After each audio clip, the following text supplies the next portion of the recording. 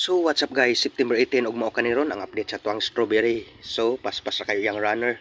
So nanaganda siya, so na pa sa new one. Runner good lamang. Bitaw, paspas kayo yang runner ng nubo. Siguro nasobran sayang kaimsog. Healthier siya, meaning healthy siya.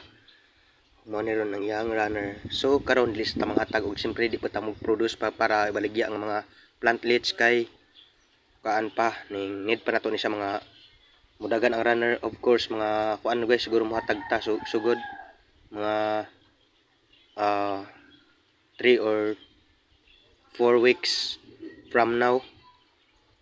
So mo ni siya, kailangan siya sa mo kuan siya, kailangan alang pa man sa tugkuan kay pila pa siya kabuok. So dahil lamang dahil ko to mga tuwang video. Salamat sa pagduyog sa kanunay sa tuwang mga video.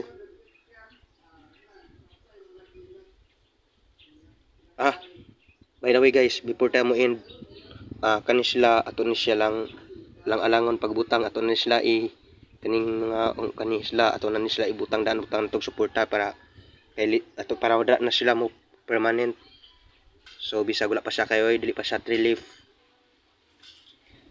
Kay para di siya makana kayo diri paingon kay lagmit mo sa matapakan. So dili man day kutob, salamat sa pagduyog sa tuwang video.